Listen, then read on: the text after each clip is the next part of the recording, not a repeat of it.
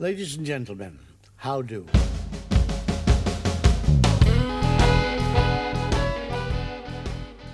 Hello and welcome to Mondo Street Social Club, a new podcast aimed at bringing creative minds together. Mondo Street is about sharing the creative process, discussing the highs and lows, and talking about how we cope when the creative genie eludes us. Pull up your comfy chair, put in your best headphones, and enjoy the next hour.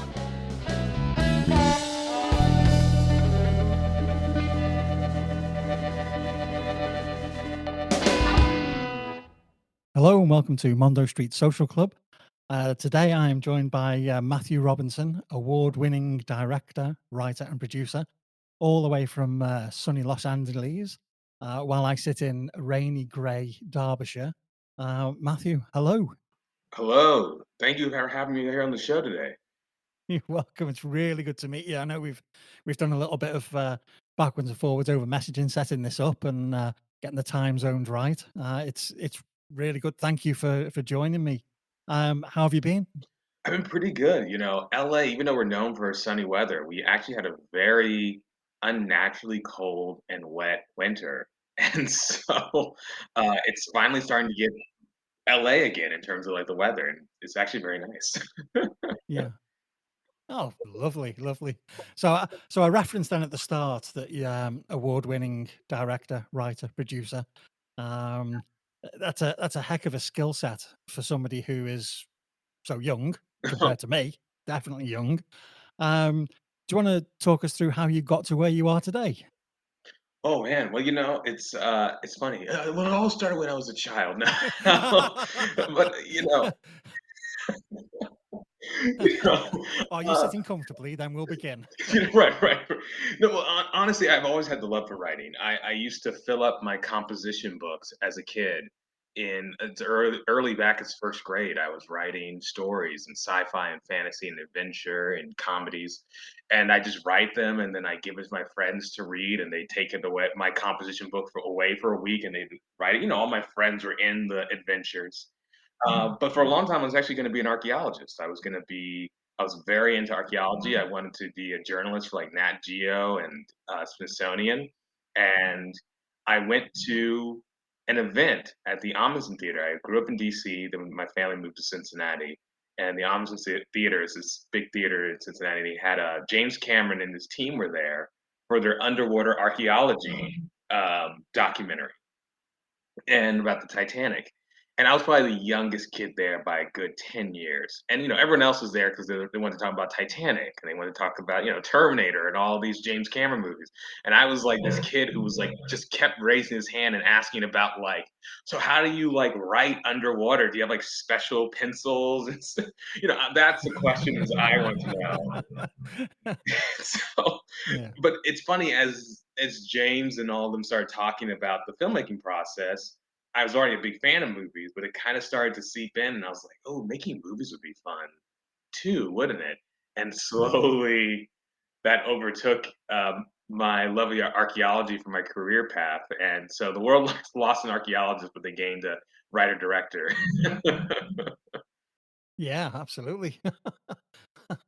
That's uh that's really fascinating that seeing James Cameron at such a young age, you basically saw the very, very top of the tree, didn't you? You saw one of the most successful directors of all time applying his trade. Yeah, I mean, and it's like you're a kid. I was like probably like 11, 12. So, I didn't really fully grasp how cool it was to meet him, which is probably why I just kept asking him and one of the other archaeologists there just a ton of questions because, everyone was so timid and everyone's hands go up. And he's like, "Who has a question?" And then, everyone's hands going up. He's like, "That's not about the movie Titanic." And then, like, half the audience's hands go down, sort of thing. But Yeah. that archaeology love never left me. I love writing historical fiction and sci-fi and everything. So, it's very much the research I like to do to get into those worlds and understand them both as a writer and or director. It's still kind of like doing those deep dives and studying the history and culture of something. So that love is still there. It just has now manifested a different way. Right. So we must be see you doing Indiana Jones 6 then. or is it 7 or 8? Can't remember where they're up to now. It's 5 or 6, and then there's also, like, the Indiana Jones, like, TV show or TV specials they used to do with, like, Young Indiana Jones, and Yeah, yeah, that was, I think River Phoenix was in one, wasn't he? yeah, he was. I never saw any of them. When the road split for you between archaeology and filmmaking and writing, how did you how did you progress from that? Did your family accept that easily? You know, my family was very supportive. I've had a lot of friends who their families are very unsure about it. But my family, they're big movie and theater people, even though they mostly work in education and public service. So, but they were always big fans. You know, my dad and mom used to show me old movies on TCM, and my dad would rent us old movies from the library and everything. We just watched them. So we were always a big movie, TV, theater family. So they were very supportive, and I started to plan my kind of goals. And throughout high school and into college, I started writing scripts and shooting short films, tried different genres, trying to find my voice. And in college, I went to Pepperdine University, and there I studied media production with an emphasis in political science, which is a very interesting hodgepodge of viewpoints. But on while at Pepperdine, I worked on a great sketch comedy show called The Random Show, which has been on for over 25 years. Now it's kind of like in a back and forth hiatus, but at the time, it was a sketch comedy show, think like Monty Python, Saturday Night Live, Key and Peele, where everyone would get together and the students would just make their own shorts. So we had 30 minutes worth of shorts from different groups of people, and then we show them in the big theater at the end of the month or the beginning of the month, and then that would be the latest episode. So that kind of built a really strong bond of going out there and experimenting. While I was in college, I made 2 during the summers when I went home. I made 2 feature films with my friends, and and then I made another feature film in college with my buddies that was kind of became our senior thesis. And that one you can actually watch on Amazon Prime. It's called Death Suspects a Murder, and it's got a couple of actors on there who you might recognize. They've gone on to become fairly successful, like Michelle Weaver, who was on the Oprah Winfrey Network show Love Is, Council of Dads on NBC. Now she's on a Real House Husbands of Hollywood. So there's been some people and some things that we've done, and we've gotten to experiment with it. This is this is kind of becoming a long-winded answer, but that was kind of how I got my start. I just went out and I just started shooting movies with my cheap camera, and I got a tripod for Christmas, and I was like the greatest gift I can possibly get, sort of thing. It reminds me of, and the name of the film escapes me, came out, which is basically Steven Spielberg's, Oh, s Fablemans. that's the one, that's the one. Yeah, 'cause the young Spielberg, in inverted commas, has a similar approach to it. He's bitten by that bug, and in high school, he starts to make these films, but it must be incredible to have that passion. So that passion then drove you through college, what we call the university over here, but college, I suppose. Um, and then when did it actually when did you realize that you could actually make a living out of it? Oh, it's a weird thing, and I don't mean this in an arrogant way, but I always felt like I was going to make a living off of it. There was never really a moment where there were some times where I definitely had some doubts that I could cut it in LA. I was in college and I was really discouraged. I was having trouble making friends because at the time I was going to community college, Santa Monica College, before I went to Pepperdine. I didn't have a car. I didn't have a lot of money, and so I couldn't hang out with anyone. I couldn't go anywhere just because I was so limited. I was way out in the boonies, having to commute in to Santa Monica Community College. So if I didn't get to the last bus I think the last bus came at 7 p.m., 8 p.m. If I didn't catch that bus, I was completely screwed. There was no way for me to get home. So I never really got to hang out much with my friends that I made at community college. So eventually, when I transferred to Pepperdine, I came in, but it took a while as a transfer student to make friends. And I was remember being so miserable. I called up my mother, and I distinctly remember where I was, and I said, I can't do this. I'm so lonely. I don't feel Oh, like I'm getting anywhere. How am I gonna make it in a city this big? It's like I'm just gonna transfer to Ohio State. It's less money. I'll be happier. I'll be able to make more friends. And my mother was like, I will literally cut you off if you move out of LA. You don't use like you are always gonna do this. This is what you were meant to do. Suck it up, you know, and it's like you don't get to come back here and give up and then expect us to just be okay with that. So that was kind of the kick in the pants I needed. mhm. But I always knew I could do it. This past year, I've been working completely freelance, and even though I sometimes it feels like I'm dog paddling to keep my head above water. Every time it looks like, how am I going to pay this bill? How am I going to catch up on the rent? How am I going to do this? I'll get a job. I'll get a gig. I'll get that next thing. Yeah.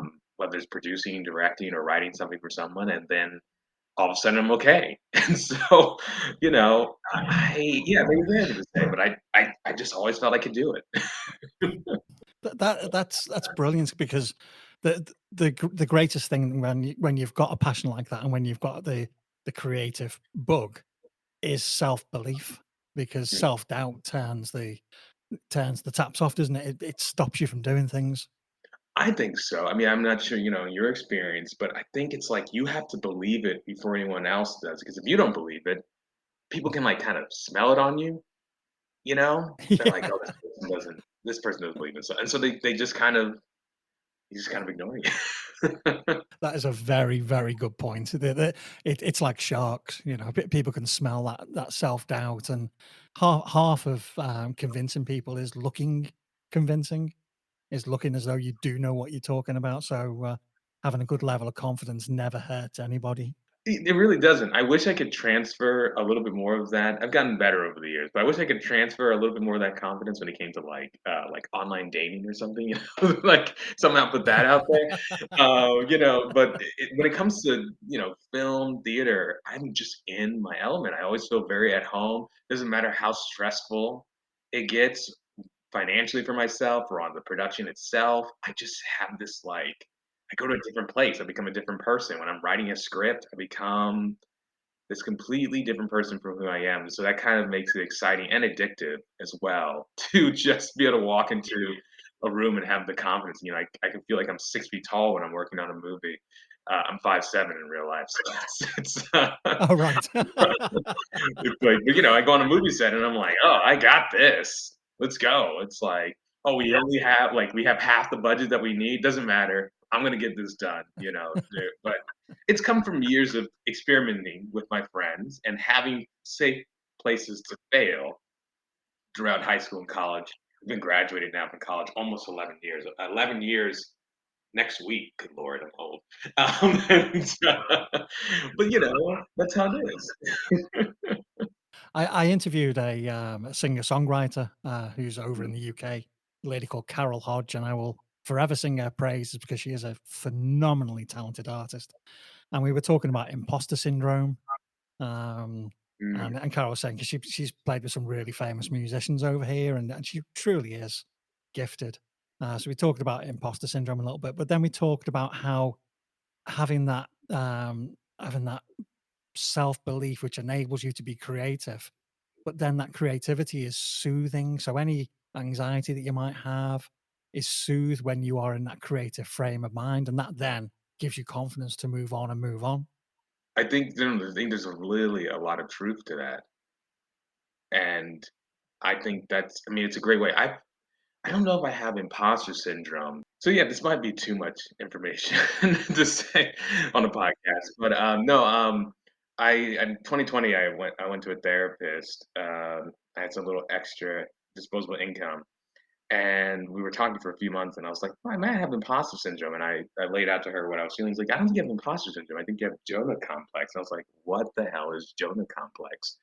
And she was like, "Jonah complex is when you know you have the ability to do something, you have the ability to complete a task, to be successful, but you are afraid of the success, of like the big success, because then you know you have to keep that up.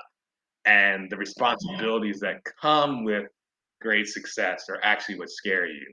You believe you belong in the room. You're just exhausted by the idea of like, oh, now I gotta just keep doing this, you know? And that rang very true for me. So I totally empathize with people who have imposter syndrome. But as you know, the 3 years since having that conversation, I've been like, I think she was right. I think that's and I've been working to overcome it because I think sometimes I'll kind of humble myself in a way I shouldn't around people, or I'll say something not with a lack of confidence, but I don't aim enough for the moon, you know? I'm like, yeah, let me just take it slow and steady, play it safe. And certainly there have been times in my life where taking a risk and being bold and being honest or forthright has bit me. But I'd rather, you know how it is, I'm sure. Yeah, has that been difficult to recover from though? Has it ever put you in a place mentally where it's been hard to come back from? Well, that's a good question. On a personal level, there's definitely been some things outside of my career where I've not played it safe, and I certainly have grown to regret it. Oh, or instantly regretted it even. And it took some time for me to bounce back. But in terms of my career, even the missteps I've taken from taking some big risk, and ultimately I felt good that I did it because I learned something from it and I became stronger because of it. And when shortly after I left college, about a couple of years after, about 3 years, 2 or 3 years after that, I made a feature film with my longtime producing partner Robbie DeVillas, and for Red Flag Media Productions. This is our production company, and we made a feature film called My Friend Violet. You can check it out. It's on Amazon Prime, I believe. It might be on another streaming platform, but I know it's on Amazon Prime, and at the very least. And this was a film. It was written by one of my good friends, Michael Montgomery. It was a great script. I like read it in one sitting. He sent it to me. I was like, well, I'll just read the first 10 pages and then I'll come back and read it later. And then all of a sudden, an hour and a half had passed by and I read the entire script, cover to cover. And I was like, oh, this is good. And so I was like, let's make this movie. And it was something we paid out of pocket. We had one investor who gave us a nice chunk of change, but certainly not enough to make the movie. So everything else came out of pocket. We had a $10,000 production budget, and it was this was like not how you do a low budget film. It was too many locations, too many characters, a lot of stuff that we had to pay for. And I'm paying out my account, so I'm taking out loans. I'm like maxing out my credit card to do this, and we shot it. It was a very difficult experience. We had several days that were miserable. There was one day we had to shoot 25 pages. I was not prepared for the amount of work that was, and my poor actors where I was so inexperienced. Uh, we we finished on time and we finished on budget. We had 10 days to shoot. We shot it over the summer. We spread out those 10 days over the course of like 4 weeks, and we had a $10,000 budget. We could not go over that budget, and we didn't. But my one of my actors, who I won't say 'cause in case she doesn't want that out there, but one of my actors came up to me and she was like, almost word for word, she was like, "Get your shit together." And it was kind of a wake up call. It was a very, and I'm so glad that she was honest with me in that way. And that kind of helped me finish strong with the film. But the actors got to a point where I could tell they didn't have confidence that I was doing a good enough job. They were basically looking at the DP to like get them the right shot. And I can't blame them. I was a mess. My producing was keeping the production from going off the rails, but as a director, I was really failing. And if we finished strong, the movie came together. We spent a year in post production to clean it up, make sure it looked good. Did some ADR stuff to fill in some gaps, color correction, editing, and then we got into the NoHo Cinefest, and we were the closing night feature, which was really cool. And the actors kind of came. We had about 80 some odd people show up to the premiere, and the actors were like, "Oh, this came out pretty well. It actually looks really good." I was like, "Hey," but I still I told people before that if there is a hell, I think it would just be me reliving that production over Oh and over again no. in perpetuity. Oh God. And it was almost everything wrong that happened on that production. Like at the end of the day, was like my fault. I mean, yeah, there were some things around my control, but if I was a better director at the time, I would have been able to roll with the punches. That's how I see it. But it came out okay. It's gotten some good reviews. People seem to like it. It has a great cast, and crew that have gone on to be very successful. It stars Reagan James, who's been in a few things. Allegra Edwards, who's on that Amazon show Upload now. Clayton Mhm. Snyder, who's on Liz McGuire. Ryan Napier, who's done a couple of things. So we had some really nice. Tyrone Power Jr., son of the famous Tyrone Power, he was in it.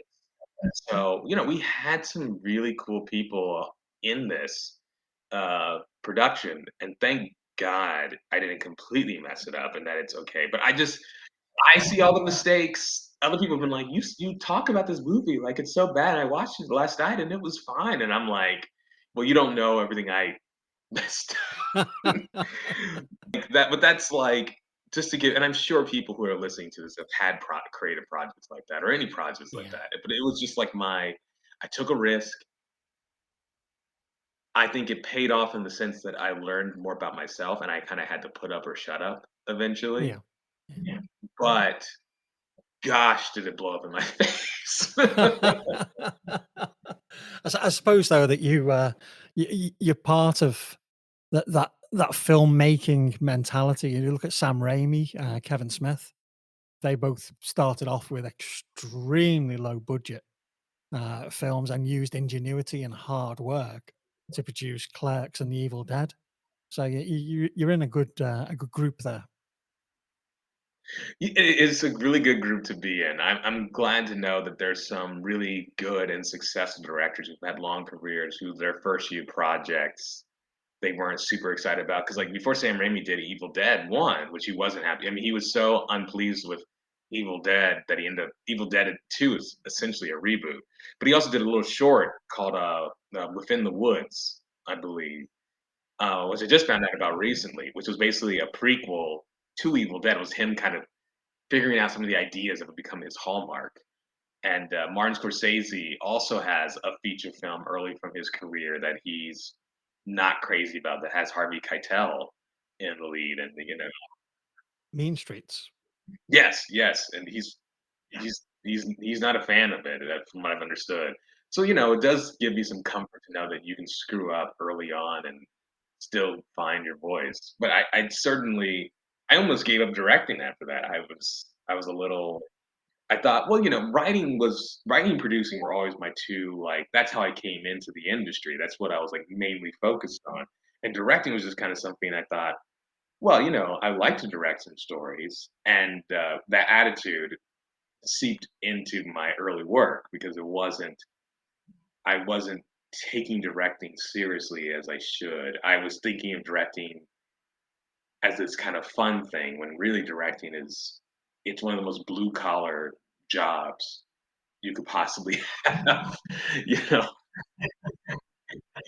I used to. Yeah, do you think it's the hardest job in a movie?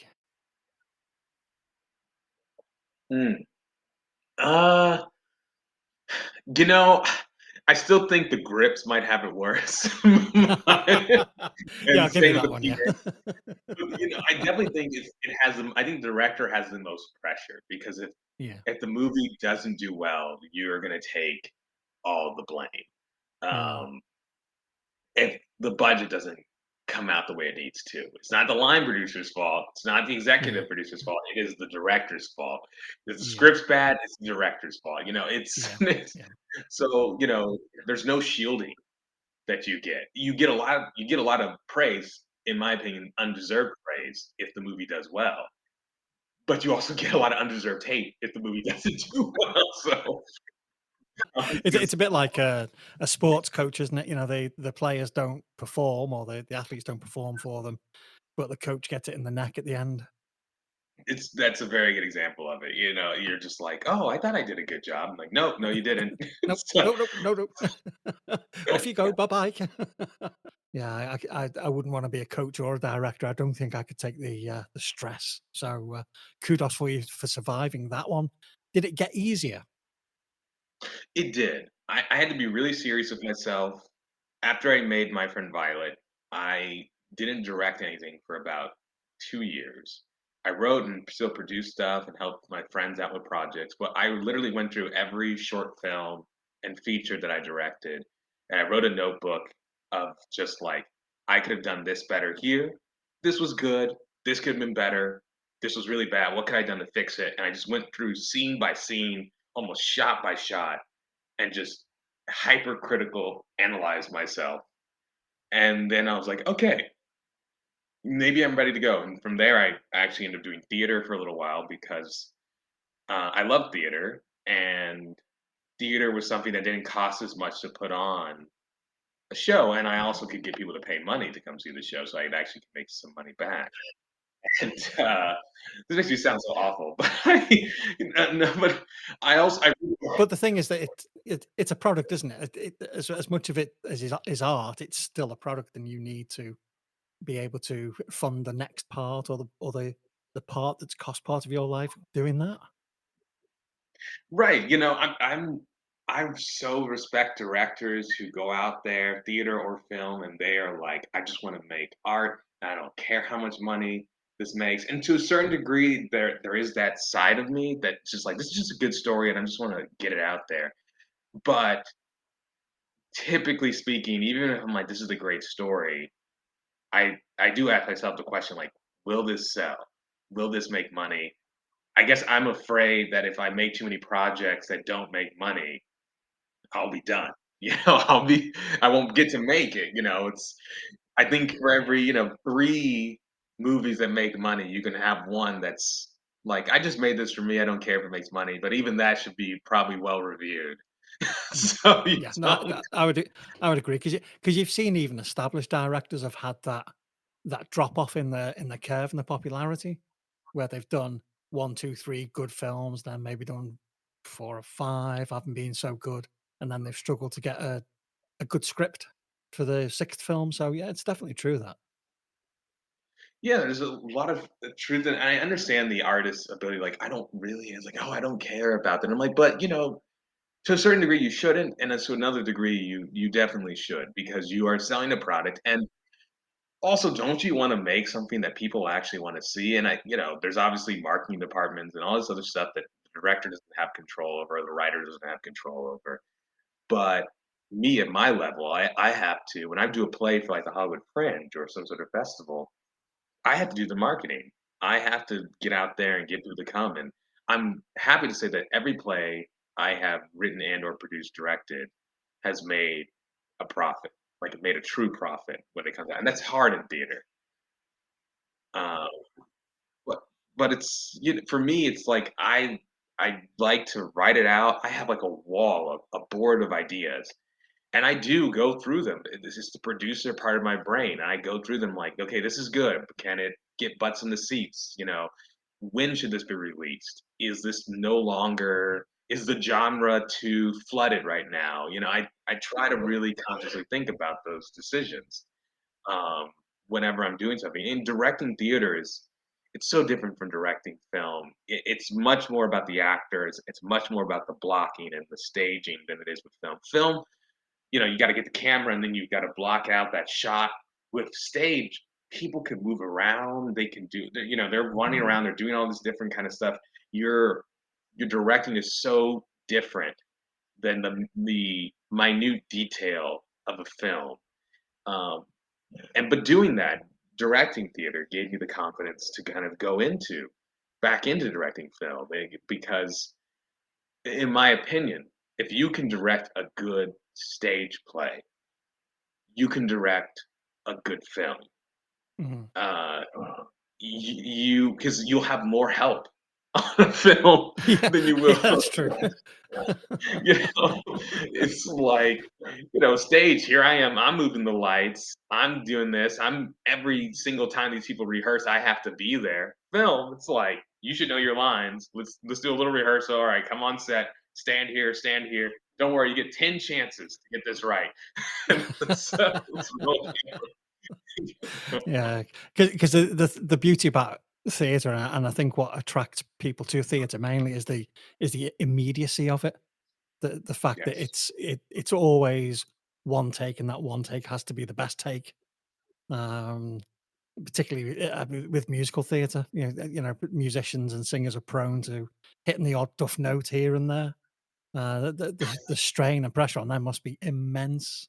Oh, I can't even. I can't even imagine. I'm not an actor, but I respect actors so much, particularly when they're having to do a show live like that, because I'm like, one mistake and you can get lost. You can get lost really easily. And I try to tell my actors, particularly when I've written the script, to not be too precious about my own lines, because I'm like, look, I need you to understand what the gist of this scene is, not necessarily worry about the memorization. Obviously, I want you to say the lines how I wrote them, but what's more important to me as a director for the show is that you understand what the scene is, what it's about, what your character wants, what the other character wants, what's the conflict. So even if you get lost, even if you miss a line, you can pull it together. You can keep everything flowing. And thankfully, that's so far in my theater career in terms of plays that have gone up. That hasn't ever been a problem. We've had some nights where people have missed complete, very important lines, and but the people on stage understand the scene and what's happening so well that they've been able to just improv in the moment and fix it. And so, that's it's an exciting thing as a director. But you're doing a film, and there's if you guys shoot everything and then you realize like, oh, this scene now is a little weird, you either do reshoots or just find a way to edit around it, and it's a completely different, it's still very difficult, but it's a completely different mindset and risk reward factor you're dealing with. Yeah, totally. Yeah. So, how did it feel when you got your first award or your first nomination for an award? Oh boy, that's a good question. I the first real, like, oh my gosh, like, I'm doing it, in 2018, I made a show called Blackballed, which is about the rise and fall of Negro League Baseball. I had a terrific cast. Asia Lynn Pitts, David, um, and David J. And then I had uh, Alex Skinner, Robbie DeVillas, and we had this wonderful, wonderful performance.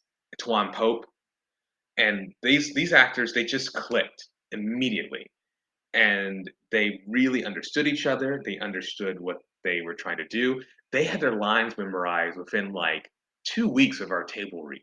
We didn't even open for like another 2 months, and they were already they just clicked. Sometimes you get lightning in the bottle like that, where everyone just is on the same page, and they really just came together, made a great show, and we ended up getting nominated for best ensemble. And it was it was really strange. Um, it was really strange to see that, because the Hollywood Fringe Festival, which is where we perform this show, there's theater companies. I don't have a theater company. I have a general media company that I run with Robbie and a few other affiliate people. We don't have a theater company. And the award nominations and wins are based off of the votes of people who are part of the Fringe community. So this is like thousands of people voting. And we didn't have the big push behind us of a major theater company doing another show, like one of 4 shows of the year. So I didn't know, I didn't expect us to get nominated, because I felt that weren't gonna have the voting numbers. But we were actually the second highest grossing play of the theater that we were performed at that summer. A Fantastic. lot of people, we sold out every show except one, which was like a full house. And so we got nominated for best ensemble, which was I was just so happy from actors. David J. Cork, who played Jackie Robinson in this play, he's gone on to be in a lot of great projects. He was like in Maplethorpe, and he's been on a couple of TV shows. And Alex Skinner's been on some stuff like Insecure. Asia I just worked with on a feature. And Swan's been in a few things. Sorry, I'm just going through all their names. Robbie as well. They've all got some great stuff. But I was just so proud of them because when I do something, when I do a project, it's not just for my own benefit. I don't want to be the only person getting praise. I want the actors I've worked with to get work. I want someone to see them and ask them to audition or give them a part. And I want the crew that I work with to also get some recognition and get to go some places. And so it was beautiful to see them so beloved and to get nominated out of like 200 other shows that were in that category to get nominated for ensemble was it was we didn't win that year, Mm. but it felt like okay, it's undeniable now that I have what it takes. And it was a Yeah. real redemptive moment for me. It was a real moment where I felt like for years I'd felt like I was still trying to prove myself as a director. And I think that nomination is when I no longer had the doubts about my skill. I was like, I can do this. And so it was a great night. It was a great um, moment for me. That's that's awesome because it is about, results at the end of the day, the beauty of the art, the beauty of the content, but having a whole cast, a whole crew come together and produce something which is recognized by other people. Poof, that's it doesn't get higher praise than that, does it? It really doesn't, because you can't say like, "Oh, well, they got it because the people who on the judging committee like Matt," or, "Oh, he got it because of, like, politics of, like, it's an important play, it's talking about Black and American history." No, it's, like, because people went to see the play, and even though they maybe have seen dozens of other plays this summer, they said, "The one that stuck with me, the ensemble that stuck with me was from Blackballed."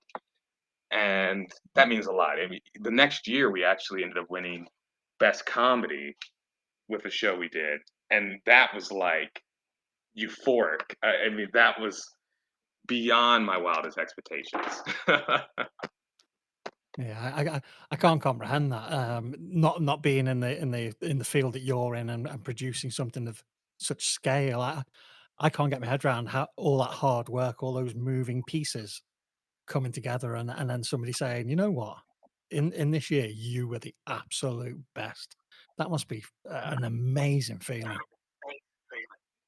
It is, and I want to be clear. Even though, like earlier I was saying, like, oh, I care about like how much money and how much popularity the projects get. I really try to never go into writing or directing or whatever anything thinking about the awards. I just try to make the best product that I can, the best uh, project, the best art piece, and then whatever happens after that happens. But I cannot lie when I say that I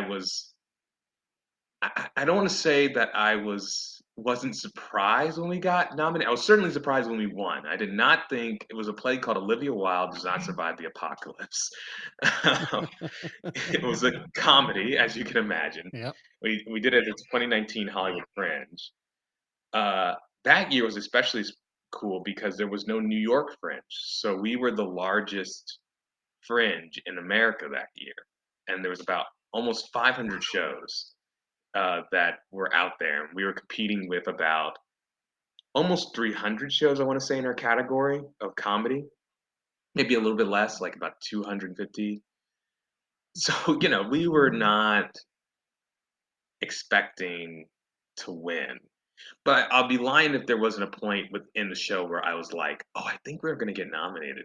Just because of people's reactions, the way people were laughing, the way that people were responding to the show. We got like a couple standing ovations and everything like that. And I'm like, "Oh, I think we hit something here."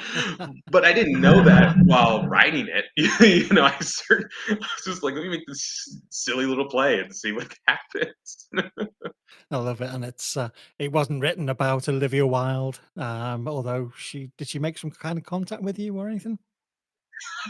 No, it's kind of like a running joke that I was capitalizing on, like, since college, Olivia Wilde is I say this respectfully. She's a gorgeous human being. So I had just made all these Olivia Wilde like jokes, like, oh, she's super pretty, super hot. And I was like, I had this dream. Honest to goodness, had this dream where I had to put on a theater show for this like dictator, and if it wasn't good, they were gonna execute me on state TV. And I woke up and I was like, that's a great concept for a play. And this is like this is about 2 years before. This was like 2017, and so I started to like slowly build that idea for the show.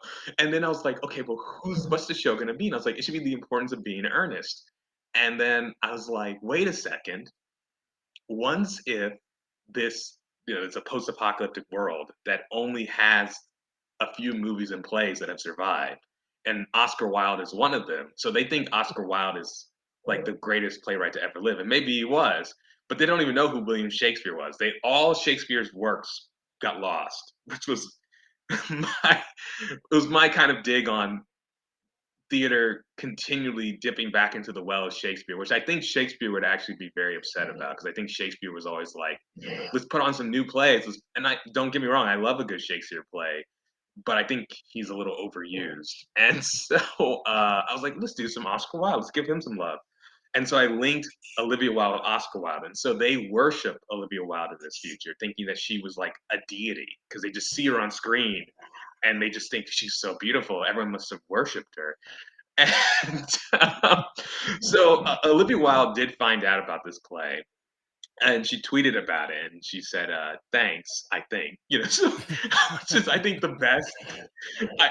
I'm glad she didn't see the show because maybe plausible deniability with like any potential lawsuit or something. But the show's not really about her. It's just she's uses this moniker for a couple of jokes we make, and it was all in good fun. I had a very strict rule when I was writing the play that any jokes I made about celebrities or any particular city or anything, we take jabs at a lot of people, but I was like, if someone from this place or who was this person exactly was in the room, I want to be able to say comfortably that I can make this joke to their face and that I don't think they would be upset by it or offended. It was nothing mean. We weren't punching down.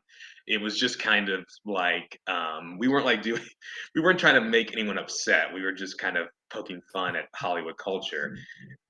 We did get to test that theory because Lindsay Finesca, who was on the show How I Met Your Mother, she came to a show and we have a big How I Met Your Mother joke in that play that really pokes fun of the show and particularly the show's ending. And she apparently loved it. Apparently thought it was hilarious. She thought it was great. So, we did get to test the theory a little bit, but it was, it was. I don't know what I would have done if Olivia Wilde had shown up one night. I mean, I think she would have found it very humorous. I think she has a good sense of humor, but I still would have been sweating, I think. It's a pity that it only made it to theaters because that's the kind of film I'd really like to see. That kind of dystopian future where they've confused entertainment and quality of writers. That would be really, really good. That Thank you. I mean, I hope one day I get I'll give you to. 10 grand. Oh, there you go. I'm already halfway there, probably. Hey! No, I would love to turn it into a movie. I think it would be really funny as a movie as well. I mean, I'd have to keep Olivia Wilde, but I actually wonder if it's funnier or less funny because when I made it in 2019, she had just released Booksmart like a few weeks before we opened. And so, like, people who knew who she was, but she wasn't like she's certainly not as popular, as famous as she is now. So it's kind of funny that it was like this, not random, but just kind of like, oh, Olivia Wilde, interesting choice of the celebrity to pick. And I wonder if the jokes would hit differently now that she's like more prominent.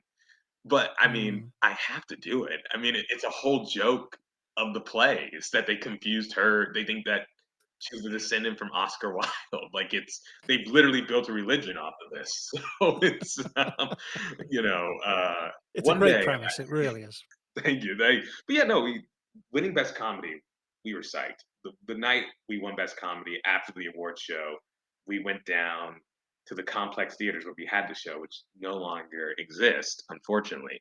And we were with Monica Hawk, who was our kind of uh, she was the woman who ran the theater, but she always was very caring towards us, and we just all got drunk and did karaoke until, like, 3 AM. Anyway, it was a great moment, it was a great moment, it certainly changed the trajectory of my career. I think people started to take me a lot more seriously, and I didn't direct that play. Robbie DeVillis directed it, my producing partner, but I produced it, I wrote it, and obviously we both had a very synced up vision. But regardless, when that play came out, it kind of solidified me within the theater and film community as like this guy knows what he's doing. And so I was very grateful for that experience. Matthew, then, who would you say were your inspirations? Ooh, it's always a good question. I always get stumped on this question a little bit because there's so many answers I could say. But obviously my family was a big influence on me. As we talked about before, my parents were very supportive of the arts, or my grandparents, and they're all supportive of like history and culture, the arts, and so they always really inspired me to keep going and to keep pushing it. I'd have long conversations about them about the little research that I had done for a latest play or film script.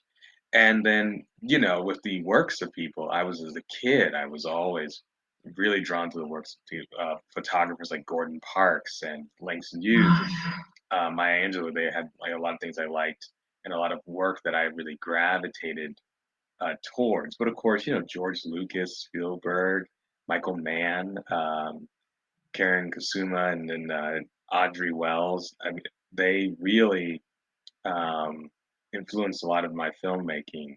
And more recently, we've had people like Jordan Peele, Ari Aster, um, who have really pushed forward this kind of my thinking. Where you're like, oh wow, well, how are they doing this? How are they putting this together? And that inspiration draws into me. I think for me, it's about using storytelling to give a different perspective to people. Sometimes even to myself. There's oftentimes I'm writing a script and the characters and the style that I'm trying to go into will influence not necessarily my beliefs, but what I try to have the movie say, because it's sometimes your characters will end up giving a message that maybe you don't agree with fully or even agree with it completely at all, but it just makes sense for the style and tone that you're trying to evoke. So here's a bit of a tough question, and it might be a little bit of an unfair question, but if you could remake any film from your history, which one would it be? Oh man. Okay, so on a general sense, I'm always like, oh well, do we need remakes? But I do think remakes, particularly when you can bring in some new angle to the story, are really, really fun. So the one I've always wanted to do, I saw this film first when I was in college, and it's a 1932 film called "I'm a Fugitive from a Chain Gang." Stars Paul Mooney, and it was directed by Mervyn Leroy, and nominated for several Oscars. But what's great about it, it's the 1930s, it's Depression, it's people are desperate, and it's this guy, this white man, who's just at the wrong place at the wrong time. He's trying to make an honest buck, he's trying to make an honest living, he's trying to do everything right, gets caught up in the wrong situation, ends up going to prison. His whole life gets uprooted, reputation, all that jazz, and it ends up him like having to find a way to escape from prison, just because the prison industrial complex is so brutal and so unfair, and the justice system is so broken. And unfortunately, not much has improved since the 1930s here in American, with our prison system, with our justice system, with how the rich and wealthy can get off, but the poor people are often sent to jail to basically work prison labor, prison slave labor. So I just thought, updating that for today and paying homage to the film by saying, look, all these problems they talked about nearly 100 years ago haven't gotten much better. In some ways, they've gotten worse. And showing that maybe with an African American male going through similar things, I think would be a very powerful, very poignant way to kind of show like this is still happening.